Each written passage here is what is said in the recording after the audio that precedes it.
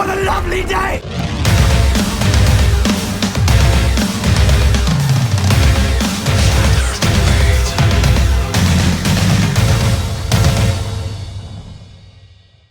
Welcome to Flat Earth Debate Live.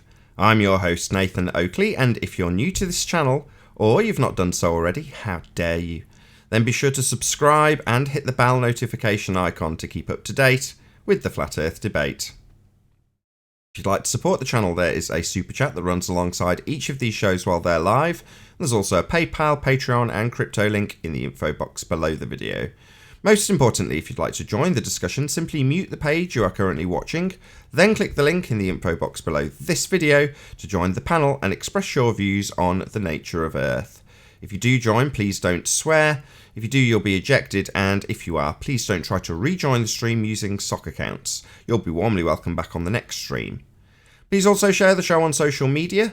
Sharing the show obviously increases the live audience, but this in turn increases the chances of a more diverse panel. So please share the show on Facebook and Twitter. And one last time, if you're new to the channel or you've not done so already, then be sure to subscribe and hit the bell notification icon to keep up to date with the Flat Earth Debate. Now we are joined by 10th Man, The One, and Righteous Force in G+. Very good to have you one and all. Morning. Good to be here. Very good to have you. We're also joined by Billy Bars, Buster, Elijah, Red Man, and Unicorn Laser Eyes in Discord. Good to have you all. So, Good morning. Hello. hello. Any signs of Earth curvature? Hello. Not from Half Moon Bay. Not from New Mexico. Afraid not. Any signs of axial rotation? Nope. Not of the None Earth-based whatsoever. variety. Any evidence of the distance to the sun? Don't even know what it is. No distance verification there. Any scientific evidence of gravity? Oh, what was that word again? Gravity what? Any scientific evidence of gravity? Well, the only one I know is when I pick up something and I let go, I cause something. You mean when you force something out of equilibrium and then let it return from whence it came? Yes, I caused that. Darwin calls that... Does he call that? Relative density disequilibrium? Yeah, disequilibrium and equilibrium and relative density all combined. Right. Any single viable hypothesis from any of the fields of astronomy, cosmology, or astrophysics?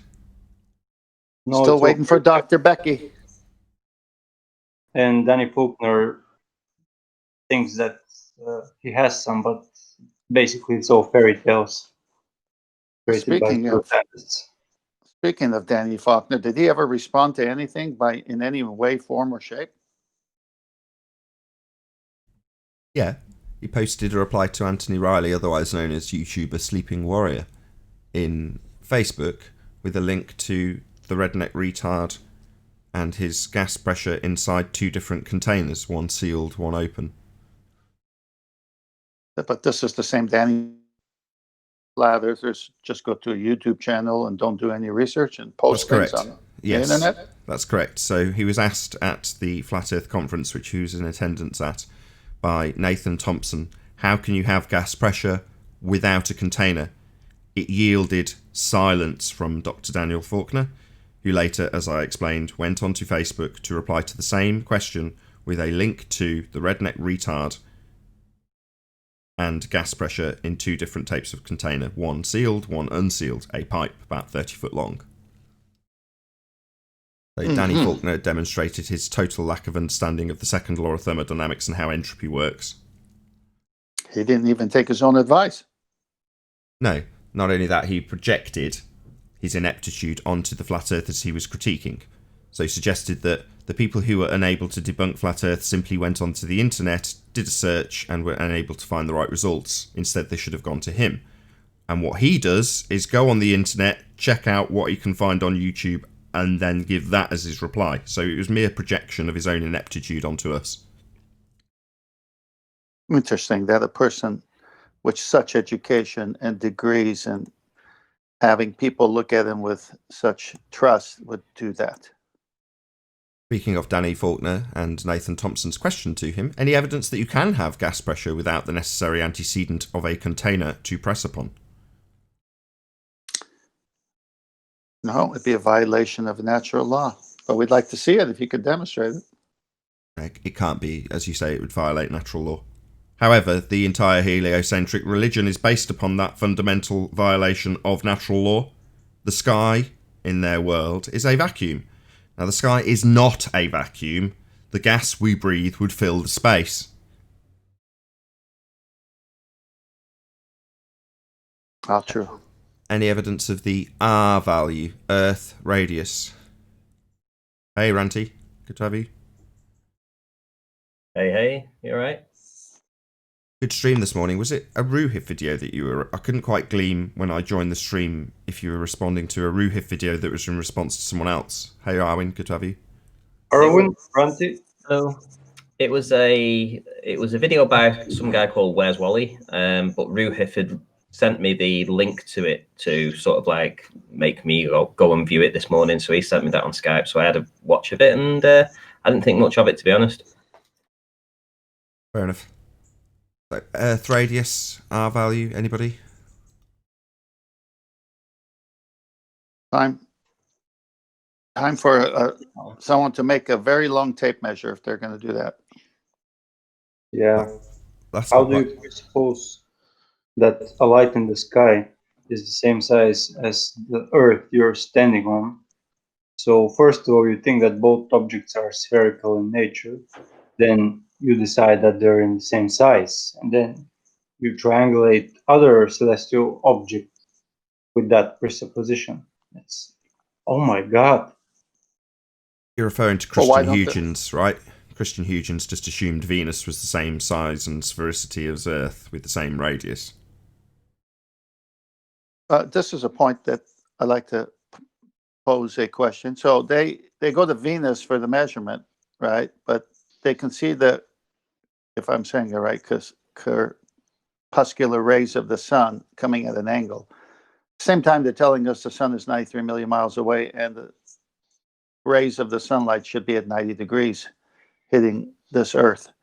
But when we look at it coming through the clouds, you can see it's giving you a triangulation already right there. So their own math, they don't want to apply to the angles of the rays of the sun, but they'll go to Venus to tell you everything else.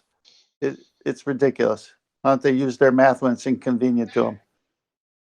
Shout out to Al Junkie.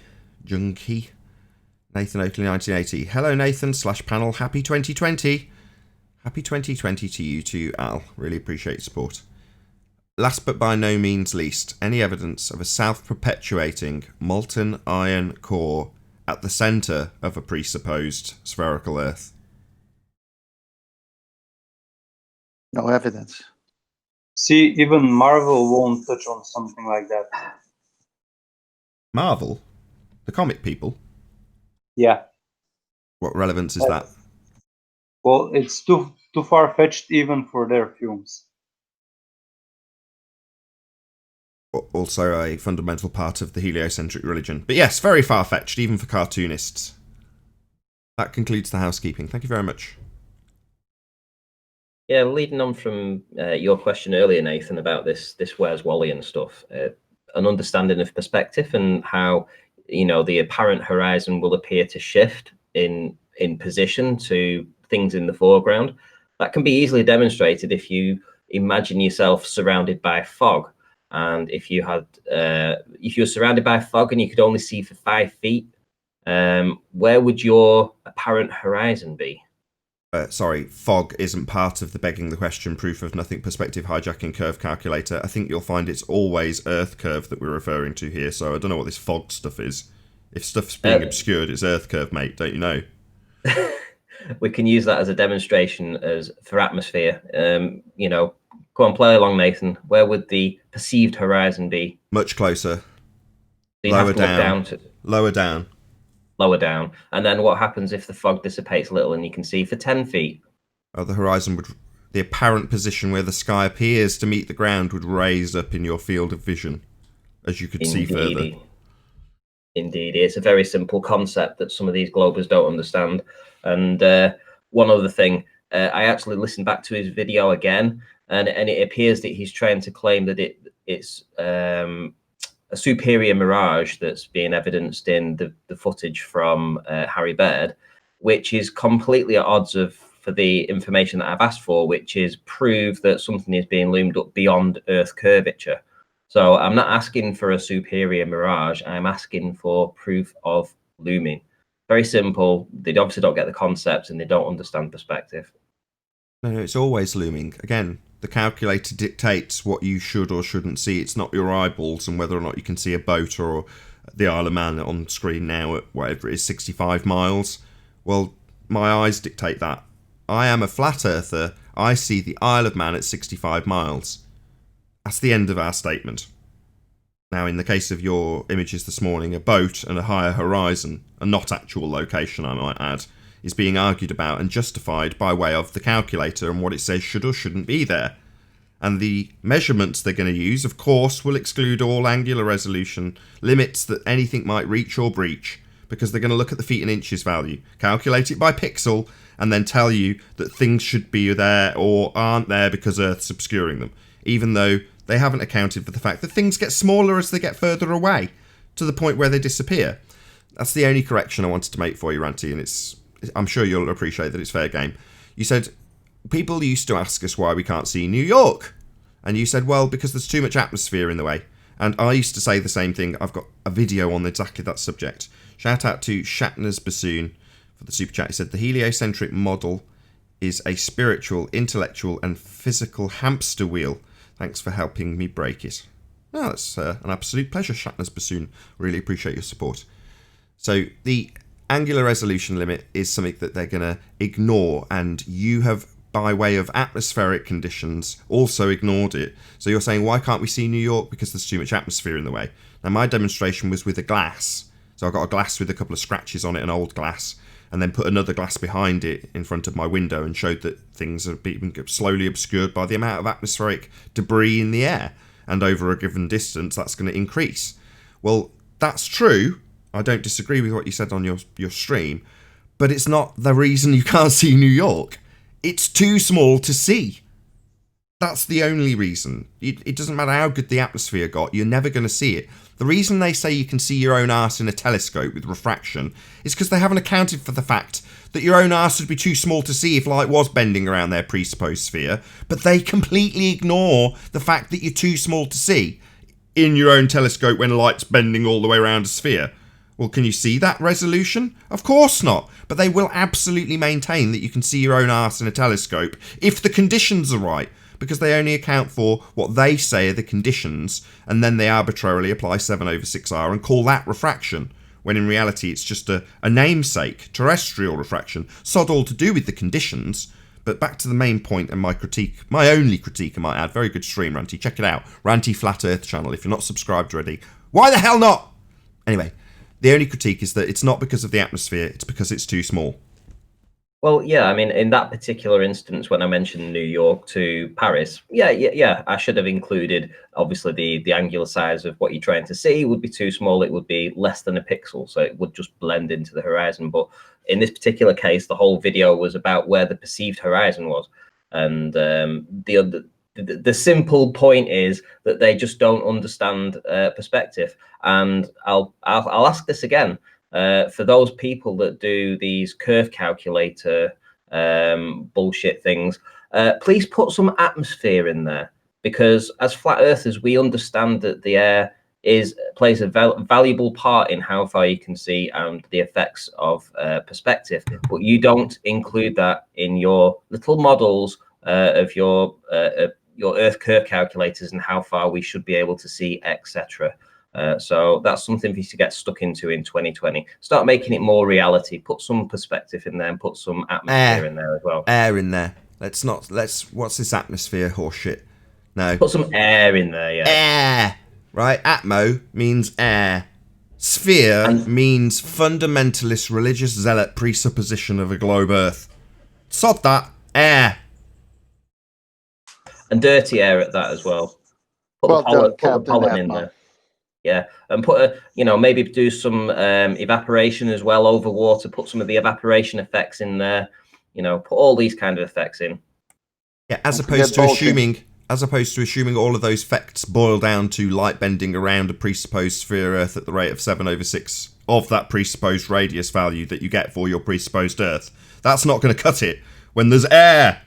Anyway, shout out to Elijah, who's on the Discord panel, who says, "Here's for suffering my mic woes, lol. Earth's flat." Yeah, I gave Elijah a nearful just before the live show started because of his horrendous mic. I'm really sorry, but thank you for the support. I really appreciate it. And another shout out to Al Junkie, who has now slipped off the screen. Let's see if I can read it in the tiny resolution on my big screen. Globers been Wally. No. Logical. I can't read it. It's too small. The text is too tiny. Thank you very much for the super chat. Can somebody on the panel read Al Junkie's super chat if they can? Because I can't read it. The text is just too small on my screen. Yeah, sure.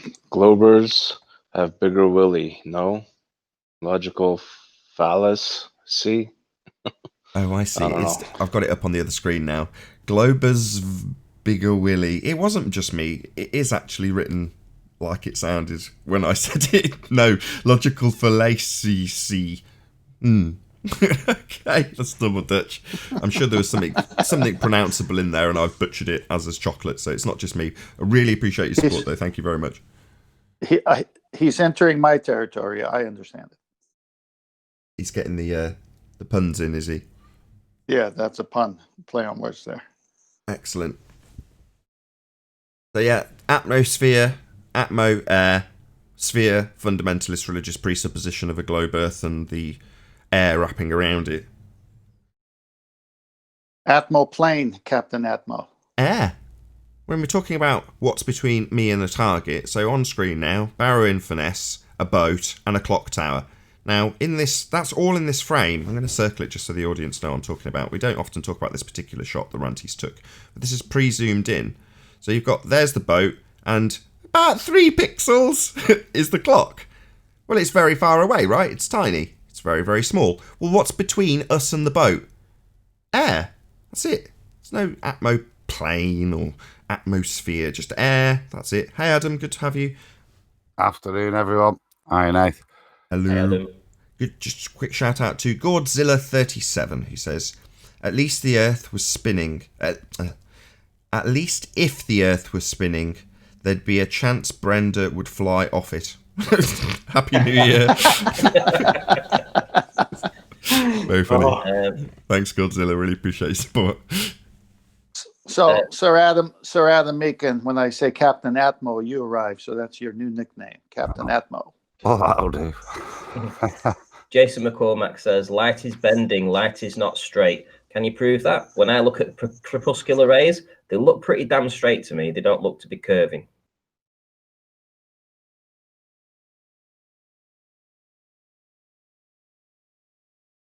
Okay. Just a statement of belief that you've now got to unpick, Randy, from some random. Some random, yeah, saying that light curves. Light curves disprove me, Randy. Yeah, but it doesn't. Like, literally ever. That's just a factually incorrect statement. Light never curves would be more factually accurate. You can get light to change direction, but that's not curving. What, not even around a presupposed ball? Light does not curve.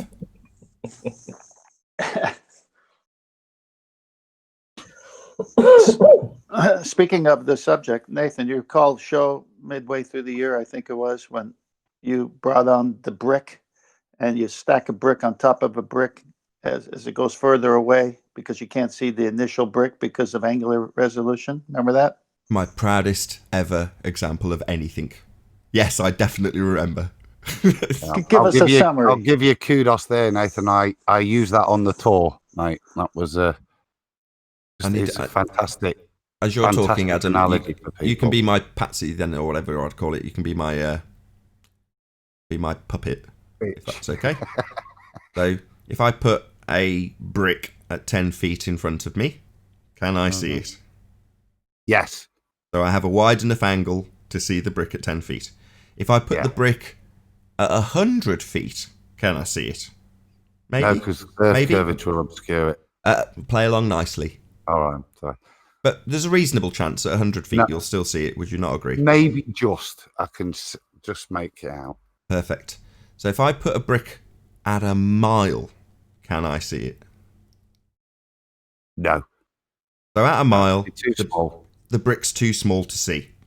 So if I then pile on top of it a skyscraper's worth of other bricks at a mile, can you see a skyscraper at a mile? Yes. But the brick that's at the bottom, with the most limited angle, is still too small to see. Oh, yeah. So, ergo, at a mile, we've lost the bottom brick, but can still see the rest of the skyscraper due to an angular limitation, i.e. the bottom brick is too small to see, with the most limited angle against the deck. So if I stood up, I might stand a chance of seeing it. If you stood up, your angle against the deck would increase, and therefore you may, at a mile, increase the angle enough to bring back the brick, because you've increased your angular resolution to the brick. But ultimately not because I'm looking over the curve a bit further. No. So a brick at a mile, or let's call it a 10-foot wall. A 10-foot wall at 10 miles is too small to see. But a skyscraper at 10 miles, you've got a fairly high likelihood of being able to see that skyscraper, even though the 10-foot wall you built it on top of is still too small to see. Shout out to Julio Pabon. Let's just scroll down and find you. Actually read you out. I have something to share if you've got a moment after this, Nathan. Yeah, go ahead. If you can do that, I'll then shout out Julio Pabon once I can actually get to him. So I've had enough pain of the patsy. Thank you very much, Adam. I really appreciate it. Let me know when I'm sharing, Nathan. You are, but I'll get you looking pretty while you start. Okay. So, an excellent flat earther out there. She's been going for a while, Jenna Fredo. So this must have been another experiment down, or a test down at the racetrack after I did mine, because she did this around about 8 months ago. So it would have been just after I did mine. Now what she's done here is she's put a camera down at one end of the 100 meter start, and she's looking at an object in the distance. And as you can see, the object is pretty unrecognizable. You don't know what it is. And she's showing you this through the video. She's showing you through the video. And then what she's going to do is she's going to stand up a little bit higher, and she's going to show you what it actually is. And it's a spirit level at the end of the track. Now she's 100 meters away, same distance that I did mine from, but just on a different day when she's looking very close to the ground with a different type of camera. Well, probably this P900 as opposed to a P1000. And you can actually see the distortion that she's getting with that type of equipment, and on this particular day, which is just there, you can barely make it out. She's already lost half of the level, basically, due to what, Nathan? Well, I mean, could be Earth curve on a 100 meter flat track, Nathan. Yeah, could be Earth curve. Don't you remember a similar one? Probably a year ago. I remember you having to defend the ballers. We did it on a football pitch, and they tried to make out that the pitcher had curvature in it for runoff of rain, but of course you were looking at the wrong plane of the football pitch. You were looking down it, so the runoff would be to the sides. But again, yeah, of use. But this is obviously a racetrack. It's designed to be flat. That's what it is. That's why when I went and did mine, I was able to see on a very clear day down to the bottom where you got a little bit of distortion. On this particular day, you're still looking through atmosphere at a very low angle, and look at the image that's being produced as you're looking through air, Nathan. what happens when you're looking through air. But when you stand up and you get away from the ground, you can actually see that you can see all of the object without any distortions on it.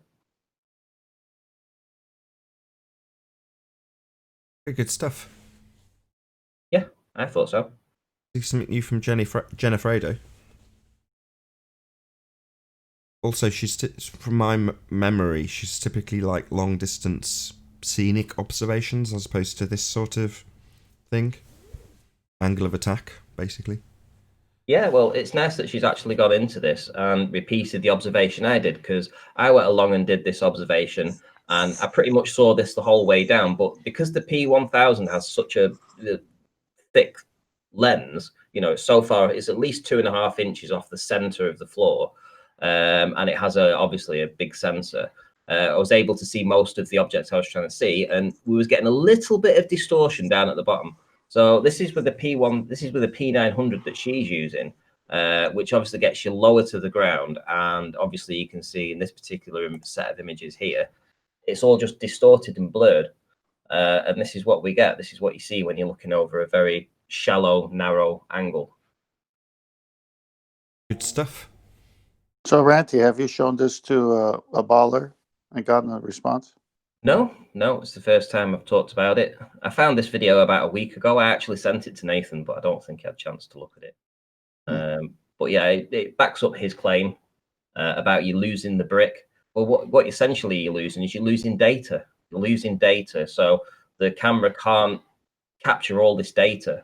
So it just becomes a smudge. So it becomes a smudge. Even though you should have clear line of sight to it, it's not. It's just distorted. It's just a smudge. This is what we see when you're looking through air. You get all this distortion going on. Right. See the Rayleigh criterion. Just a quick shout out to Julio Pabon, who says, if light curves... let's just put you onto my screen. Didn't expect you to stop, Ranty. If light curves, then the green laser from my Glock would make me... Oh, go on.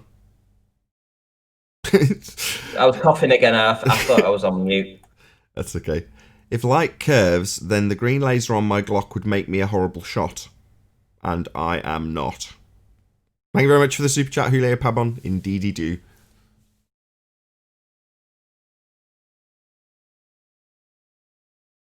Yeah, thanks for the presentation, Ranty. As you rightly demonstrate, you're going to reach and breach that limitation of angular resolution calculable in the Rayleigh criterion. And at that point, you get interference. It's the diffraction limit. Or you can just blame Earth curve and assume obviously, it's up to you. Your religious beliefs may vary. It was lost to Earth curve, Nate. Oh, what a crock of crap.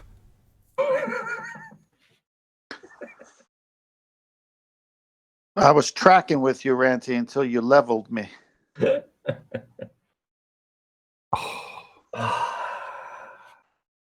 Some of them take a second, Temp, don't they? Yeah, we got it. We got it. No, it was me. It took a second on that one. That's because you live in a bubble, Adam. Yeah. Oh, I'm happy in my bubble. Can I join you in your bubble? You're more than well. There's room for two. Oh, good. Come on, guys. As we're coming to the end of 2019, what have we learned? I'm going to shout out Alexander. Just one sec. He says, Happy New Year to all of Flat Earth Debate crew and to all open-minded people in chat. Also, special thanks to all globe defenders around the Flat Earth, because without them, this debate wouldn't exist. Yeah, right on, Alexander. While the prevailing religion of the Western world is a heliocentric religion, then I'll always have a show. So yeah, thank you for the super chat. Quite correct, indeed. Shout out to Jimbo Con as well, who says, Ranty is an evil, despicable YouTuber. Thank you very much. Shout out retracted. Ranty's ace. That's not true. So what have we learned Happy this New year? Year, guys? everyone, from Australia. Happy New Year. It's already 2020 over here. Oh, brilliant. Happy New Year to you, Ramscorp. Thank you. Happy New Year to all of you as well. Hey, Ramscott, in the future, is it a lot flatter in 2020? Have we reached It's that as flat as critical it's mass? always been.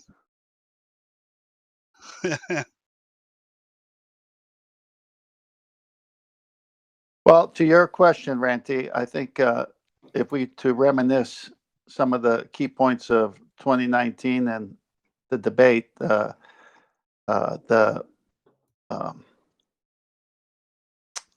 roundabout, the Coriolis, Neil deGrasse Tyson with the football, I think that was a death blow. And how on the show with all the different contributors to where now they don't even get a chance on Coriolis. I think that was one of the major things this year to fine tune that argument. I think housekeeping was an important part too. That was definitely this year. Hey, Chocolate. Housekeeping has been around more than this year.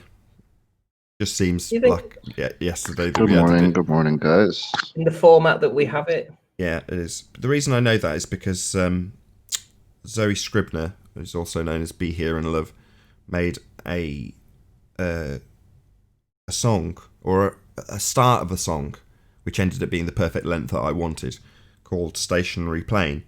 And about, I don't know, it's probably 2 or 3 months, maybe even more, after making Housekeeping and having done it, continuously on the show, I then put the housekeeping questions to her music and put it as my channel ad, and so it remains. And it's well over a lot longer than it's probably 18 months old, that song. So, housekeeping's been around a while. It just, time flies when you're having fun, right? Housekeeping is an excellent addition. I don't disagree with you, Auntie. By the way, hello, Chocolate. You're about to get a mention in regards to Coriolis, Chocolate. So Coriolis gets the most kudos from Chocolate, while we were picking apart the arguments and figuring out how they debate the way they debate, in the same way we did with Isle of Man and the curve calculator and the wind turbines of Ranties. We did the same with Coriolis, but Chocolate was the first off the stocks, or whatever they call them, off the blocks, and said, no, we've got to stop begging the question. I'll give kudos to Anthony as well. So Sleeping Warrior was similar, and he was like, I just hate begging the question. But that's because he didn't want to pick apart the argument in the same way I didn't want to pick apart gravity in the way he did. But nonetheless, we've all got our, the bits of the housekeeping that we like to focus on. Which is weird because I hate Coriolis, but it's ended up being the thing I've focused on. Maybe Anthony hates gravity, but yeah, like I say, Chocolate was the first to say, look, we've got to stop assuming Earth turn at the beginning of each of these arguments, and essentially saying we've got to stop begging the question. But I was still well into wanting to pick apart the argument, like I say, how Anthony wanted to pick apart gravity. Well, don't get me wrong. It's not like I didn't like picking apart that argument, because I actually did enjoy it. Picking it apart, just, tearing it apart. But after a while, after you hear all the doublespeak that comes within that argument, and just like the hamster wheel type effect that it has, that you just keep going round and round, all the whole time assuming that we're on a non-inertial spinning reference frame. Well, you're already begging the question. And just the spinning the wheels, that's just a waste of time. So prove the Earth is spinning first, before we talk about a Coriolis effect that comes afterwards that we don't see anyway. Okay? So yeah, that's Yeah, a Coriolis effect that we don't see anyway, which, when begging the question of a non-inertial spinning reference frame that is a presupposed spinning Earth, they then are justifying why they've not got the Coriolis deviation that they're supposed to have, again, whilst assuming Earth is spinning. And so it goes on, like you say, on the hamster wheel, round and round, with them flipping between, no, we do see deviation, this bullet shows it, this ball that Neil deGrasse Tyson's referencing shows it, to, no, we don't have it on the drone, we don't have it on the helicopter, we don't have it on the flight, and then justifying why, again, whilst assuming Earth's spinning the whole bloody time. So, yeah, we've got to the point where we know where their in is. Even the simple cause of it, right? Before, they used to fight that the cause of the Coriolis effect that we don't see would be an object moving in a straight line in the air above a rotating Earth. At some point, it became they're fighting for the Earth to not be rotating underneath things like a helicopter. That's literally their argument. Their argument is to fight that we don't see the Coriolis, while in the meantime, the Coriolis is their argument. That was the desperation that they got to, Chocolate. My favourite bit was just to prove that you can, and probably one of the greatest scientific proofs they did provide this year, to prove that tangential speed was carried with you by taking a tractor and a trampoline and driving. This is Simon Dan. That's Simon Dan. So yeah, to the point where if you were a tertiary watcher of the debate, you would hear a fundamentalist religious globehead zealot arguing that we shouldn't see deviation, that you retain angular velocity of the begged question, i.e. of the Earth he's assuming or she's assuming is rotating anyway. Now, Simon Dan comes along and goes, oh right, so we retain velocity. Now, not to mention the fact that if you apply that to a helicopter, it violates the first law of thermodynamics. As it raises in altitude, it's traversing a greater circumference. Therefore, it's increasing speed to maintain the speed of the ball below. No, that's a violation of the first law of thermodynamics. But to get around it, they've got this setup where there's a tractor dragging a trampolinist to justify why we don't see deviation, the very deviation that's supposed to prove Earth spins. It just gets so ludicrous when they assume Earth spins. But that's how funny these idiots are. This instance being Simon Dan, that very idiot. And then there was that slow. I'm sorry, Tom. No, go ahead. No, I was going to say then there was that slow progression from where the cause was something is moving over a rotating Earth, right? That used to be the cause of the Coriolis. Something would have to leave the ground. Then all of a sudden, it's not leaving the ground that causes the Coriolis. It's the change of latitude. Really? Well, how did you change that latitude? You still would have to leave the ground, right?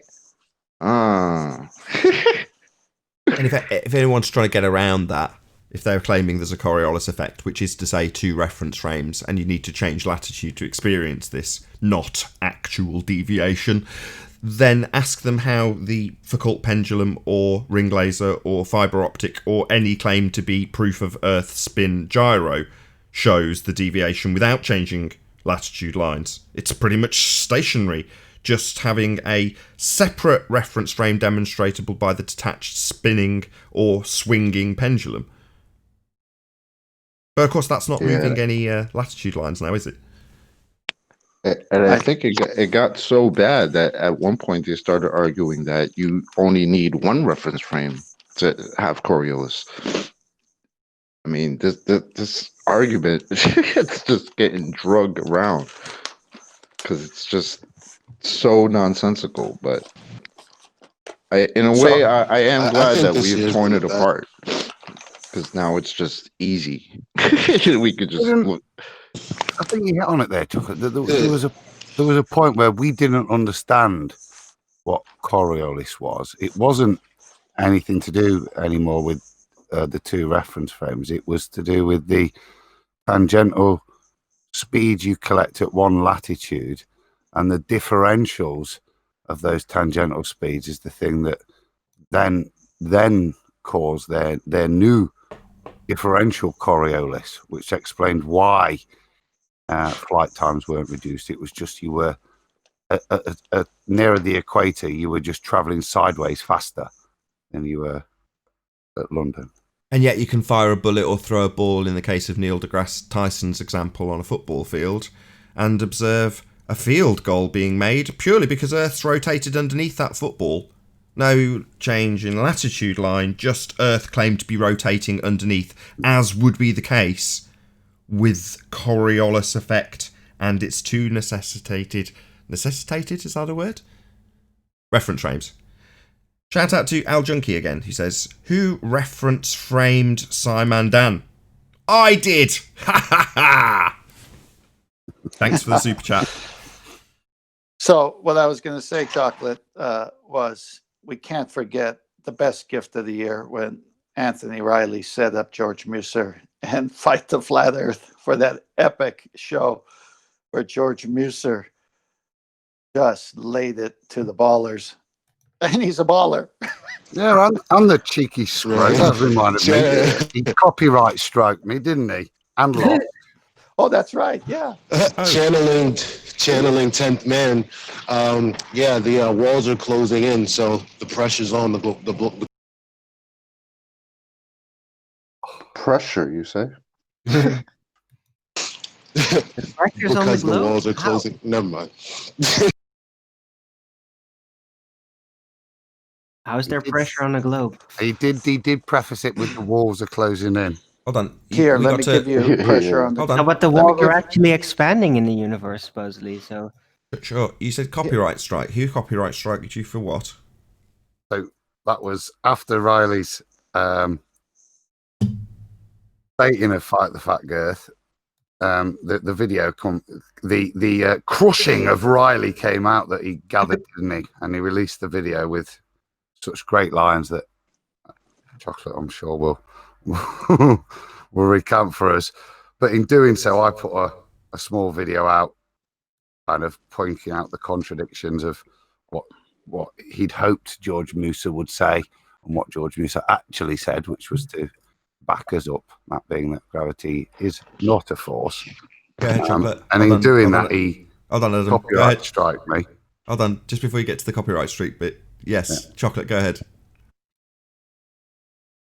Yeah, I gotta say that the whole Fight the Flat Earth George Musa thing that Anthony sparked was a beautiful thing, and I think it's another reason why, like right next to Coriolis, Gravity has a nice little tombstone also, because I mean, it effectually, this guy that represents the quote unquote scientific community, right? It comes out on an interview with a Glober and says things like gravity is not a force, but you can think of it as a force, right?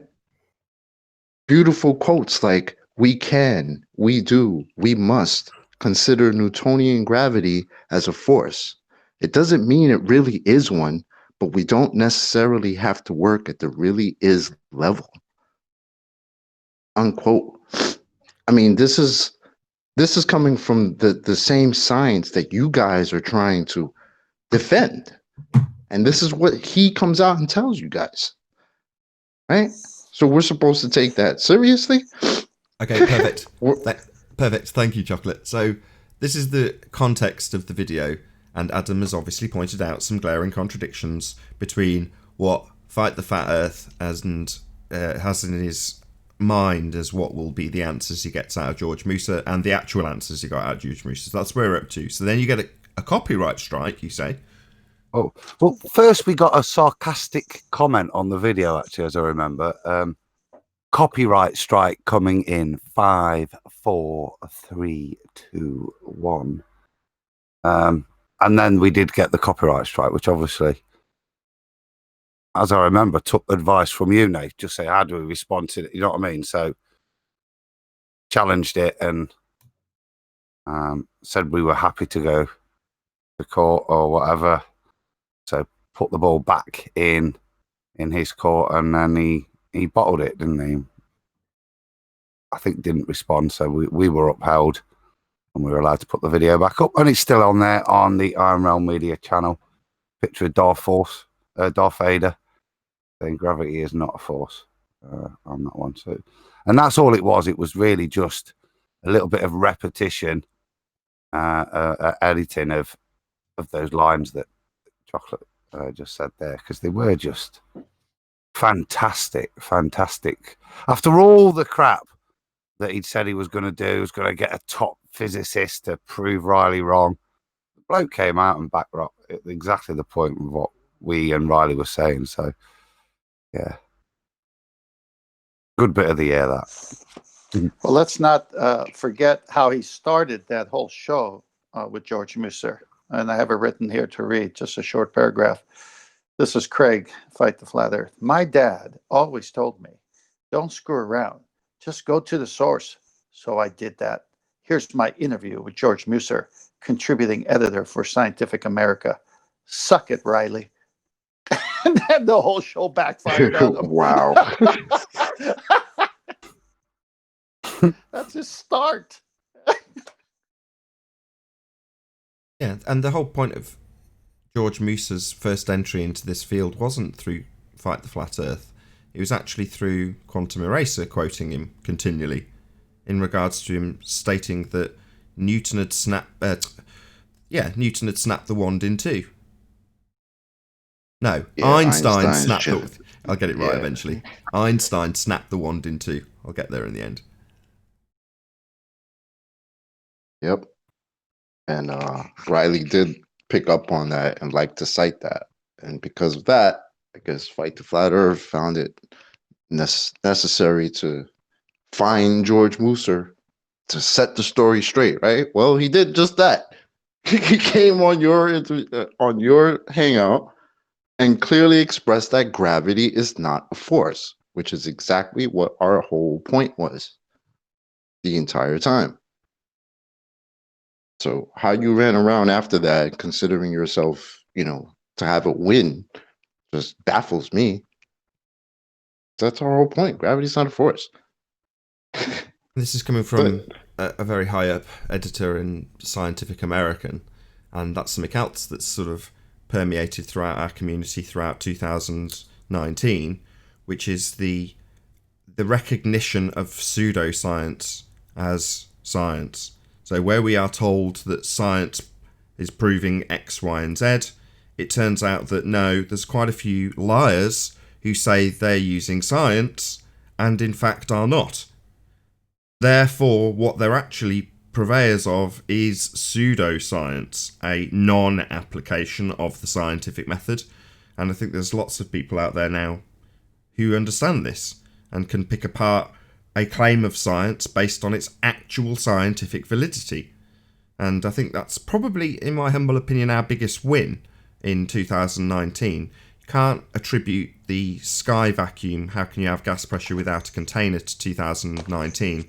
I'd say that became more prevalent 2018.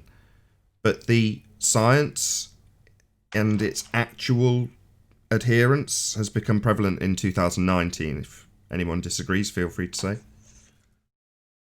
No, you'd said it perfect, because the scientific method was described perfectly here on the show on many occasions by Quantum Eraser and others. And then the Baltards, rather than clapping and saying bravo for describing the scientific method properly, they went and fought it. Well, think about who they had backing them up, right? Because Mr. Michio Kaku was very happy to say that nobody in his field uses the scientific method. They work by the seat of their pants, leaps of logic, guesswork, right? Such a beautiful thing. Yeah. I mean, that's coming from your side, guys. He's blatantly telling you. And again, remember, this is the same guy also who said that science has cosmology wrong to a factor of 10 to the 120th power. It's one with 120 zeros after it. The greatest mismatch between theory and experiment ever. They're telling you guys that what you believe is full of shit. They tell you that. That stuff is flat. Right? These guys tell you that shit. They're not sugarcoating it just because they have a little picture of a little floating ball in the background. Are you kidding? This is nonsense. I just heard the other day Vsauce, that freaking fool Vsauce had a little interview somewhere where he says, what's the exact one? He says, I don't know that it's a ball. Something to that effect. I'm paraphrasing with him because I just heard it the other day, but I mean, he blatantly comes out and says, I don't know it's a ball and it's never been proven. Vsauce, the guy who made the flat earth video so long ago, trying to destroy it. Now, all of a sudden, it's never been proven? Really? Isn't that our fucking point? When did that happen? Bro, hold on. Let me try to go find it. Give me a second. But Well, yeah, I just saw. I don't know I told you exactly that guy when the was a interview jerk. happened. I know it was pretty recent because I had not seen it before. But yeah, blatantly comes on and says, "Oh yeah, we know it's an oblate spheroid, but I don't know it, and it's never been proven." Give me a second. Let me find out. I'll post it in Skype because it's just funny. speaking of which, we got to give some honors to Neil deGrasse Tyson for saying so many wonderful things on our behalf this last year. Yep. Shout out retracted. So Neil deGrasse Tyson just toes the line with the actual heliocentric rhetoric rather than the trench rhetoric that we have to deal with here. For example, and not limited to, if you observe a ball flying through the air and curving into a goal, that would be because you have remained on a non-inertial spinning reference frame that is a turning Earth, and the ball has left that turning reference frame and entered the inertial reference frame and appeared to drift and curve because you were rotating underneath it. Now that is the actual heliocentric rhetoric that assumes Earth is turning and that ball curve is caused by the Earth turning underneath the ball. Now that is just the simple straight heliocentric rhetoric that is denied by the people who argue here in the trenches because they're here to justify why it doesn't deviate while simultaneously assuming Earth spins.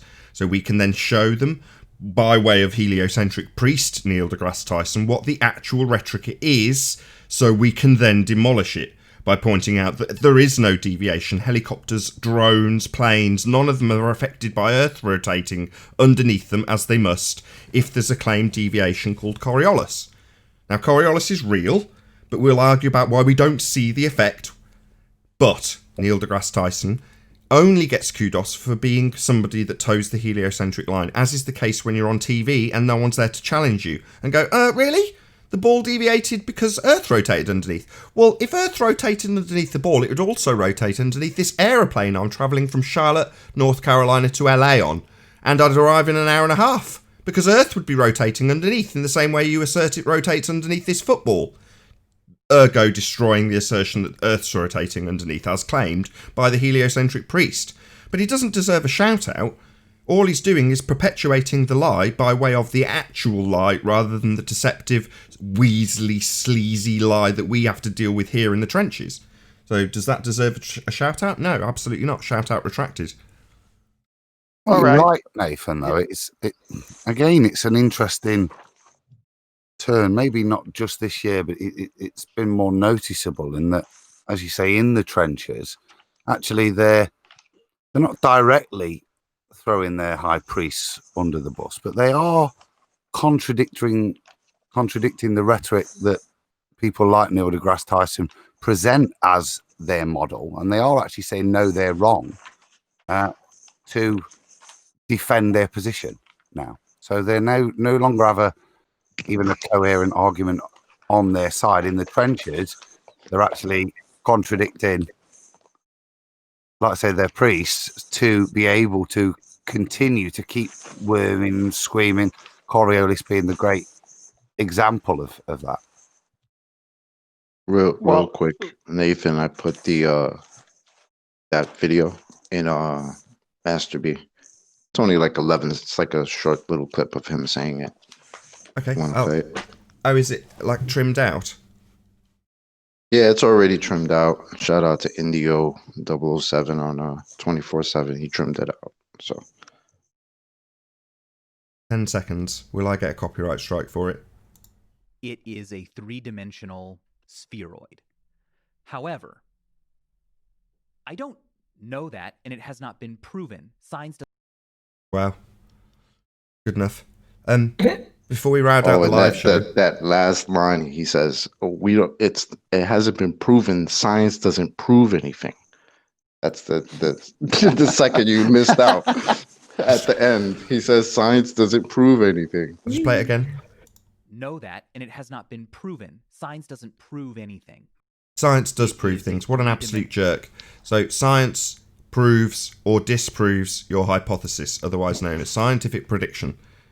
It proves the cause of the effect you observed at step 1 of the scientific method if you confirm your hypothesis. Science absolutely proves things. If it didn't prove things, why the hell would anybody do it? No, your pseudoscience religion that you preach, that doesn't prove anything and is capable of being adjusted to fit your narrative at any time you see fit. Science, on the other hand, is absolutely set in stone. Once you have validated, empirically, the cause of an effect, you've proven the cause of the effect, and it is inviolable. You cannot change that. It's the cause. Simple. So just to round out the live show, just one more thing on the same subject, Adam, which is to say we had a housekeeping question added. So on the last day of 2019, or first day for those in Australia of 2020, we had any single viable hypothesis from any of the fields of astronomy, cosmology, or astrophysics added to the housekeeping questions at request of Quantum Eraser, and a very worthy addition I feel it is, because it speaks to this very point. There is no scientific evidence of the heliocentric religion, and when you point that out to them, they'll say, as has been said by what's the name of his channel again? Vsauce. Michael correctly identifies, as all zealots would, that science doesn't prove anything. Oh really? It doesn't prove anything? No? Well, what about all the scientific evidence, which is absolutely and completely infallible in terms of being able to be repeated again and again and again with exactly the same result? Because you've proven the cause. He's just a zealot. And there is not... Sorry, just to round it up. There is no scientific validity to any assertion on the heliocentric side. So maybe 10th Man, if you can talk about Dr. Becky to round out this live show, and then I'll ask people to stay tuned if they're watching on the premiering stream. Yeah, Dr. Becky, please respond to the multiple requests that we just talked about. A single viable scientific hypothesis in the entire history of either astronomy, cosmology, or astrophysics. All I saw you do was sit at a computer, go through email, study some pictures of supposed space, but no science was done. So, Dr. Becky, I'm still waiting. Maybe we'll get an answer in 2020. Shout out to Retro Bill, who says, Happy New Year to the entire panel. Here's to another victorious year. Thank you very much for your support, Retro Bill. Really do appreciate it. Any last comments for the last live show of 2019? Yeah, Happy New Year. Keep it safe. I think we got to give another honorable mention to Danny Faulkner. This clown who decides to reference Hillbilly Blue Balls for a video, gas pressure without a container. Meanwhile, the guy's got 2 containers in the video. And yeah, that's a very good fail, my friend. And that's sad coming from a PhD in what is it? Astronomy? Astronomy. Danny Faulkner? Yeah. That's who he goes to? He doesn't even have like a PhD buddy that he can go to say, hey, give me your best scientific experiment. Let me shut these flat earth fools down. No. He references that, a video that we already debunked, that he pretty much debunks himself by putting 2 containers in a video and calling it gas pressure without a container? Are you kidding? And with that, I'm going to say, first of all, a huge, massive, enormous thank you to both Discord and G Plus panels for making this live show possible. Stay tuned if you are watching on Nathan Oakley premiering stream, as there will be an after show to follow.